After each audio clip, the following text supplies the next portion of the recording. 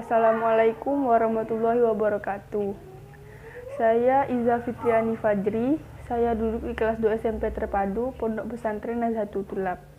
Ingin menceritakan atau menjelaskan sedikit tentang kota kelahiran saya, yakni kota Pontianak.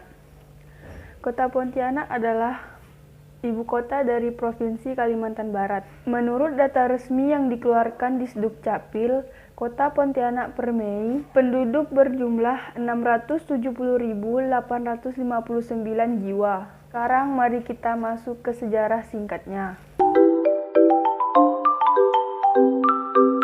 Menurut website resmi pemerintah Kota Pontianak, pada tanggal 24 Rajab 1181 Hijriah, yang bertepatan pada tanggal 23 Oktober 1771 Masehi, rombongan Syarif Abdurrahman ibni Al-Habib Husain bin Ahmad Al-Qadri membuka hutan di 3 persimpangan sungai, Sungai Landak, Sungai Kapuas Kecil, dan Sungai Kapuas Besar untuk mendirikan balai, dan tempat tersebut diberi nama Pontianak. Berkat kepemimpinan Sultan Syarif Abdurrahman Al-Qadri, kota Pontianak menjadi berkembang, menjadi kota perdagangan dan pelabuhan pada tahun 1192. Sultan Syarif Abdurrahman dinobatkan sebagai Sultan Pontianak pertama. Letak pusat pemerintahan ditandai dengan berdirinya Masjid Raya Sultan Abdurrahman Al-Qadri dan Istana Qadariyah yang terletak di Kelurahan Dalam Bugis, Kecamatan Pontianak Timur.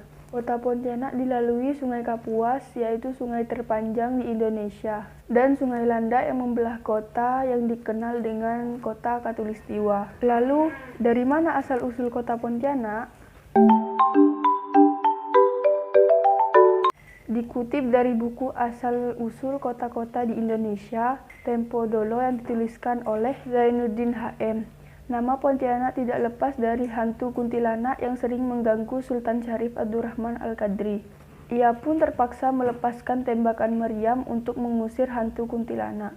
Selain itu, lokasi meriam yang ditembakkan jatuh dan akan didirikan kesultanan. Kota ini memiliki julukan Kota Khatulistiwa karena melewati garis Khatulistiwa. Terdapat di wilayah Siantan, utara Kota Pontianak. Terdapat Tugu Khatulistiwa dan dilewati oleh garis Khatulistiwa.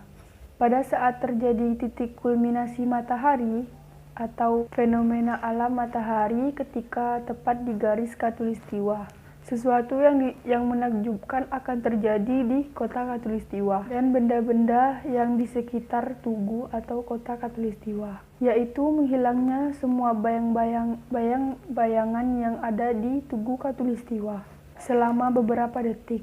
Selain itu, Kota Pontianak mempunyai sungai besar, yaitu Sungai Kapuas dan Sungai Landak. Sungai Kapuas dan Sungai Landak juga diabadikan di lambang Kota Pontianak. Lalu, ada banyak suku bangsa yang ada di Pontianak seperti Tionghoa, Jawa, Madura, Melayu, dan lain-lain. Serta beberapa agama yang dianut di wilayah Kota Pontianak, seperti agama Islam, Hindu, Kristen Protestan, Buddha, dan lain-lain. Dan sekarang kita akan membahas peninggalan bersejarah dan budaya yang ada Kota Pontianak.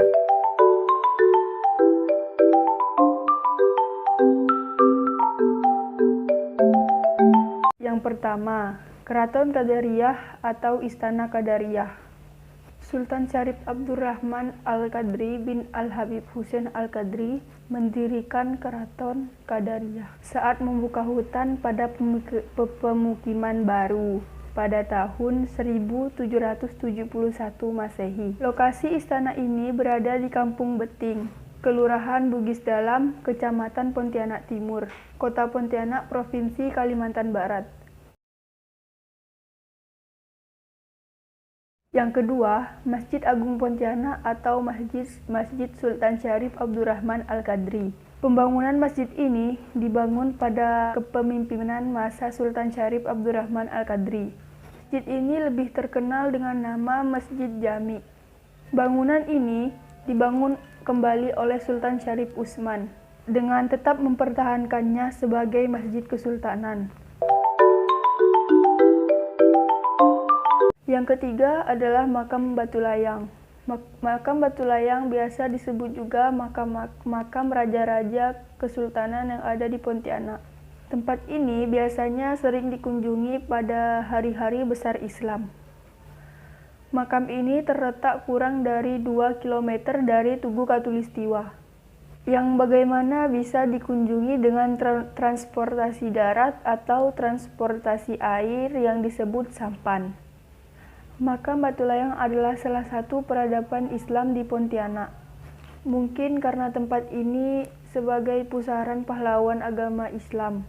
Mereka menyebarkan ajaran agamanya sehingga Islam berkembang pada masa itu. Sehingga agama Islam telah menjadi agama mayoritas. Yang keempat adalah Masjid Raya Mujahidin. Ini dibangun karena sebagai monumen perjuangan umat dengan pemikiran untuk mengabadikan kaum muslimin dalam kebersamaan, khususnya Kalimantan Barat. Masjid ini diresmikan oleh Presiden Republik Indonesia yaitu Bapak Soeharto pada tanggal 23 Oktober 1978. Bersamaan dengan 20 Zulkaidah pada tahun 1398 dan bertepatan pada hari jadi Kota Pontianak yang ke-207. Yang kelima adalah Taman Digulis, ya Monumen 11 Digulis, yang dibangun sebagai tanda perjuangan 11 tokoh yang ada di Pontianak, yang dibuang oleh Hindia Belanda ke Bovendigol yang berada di Irian Barat.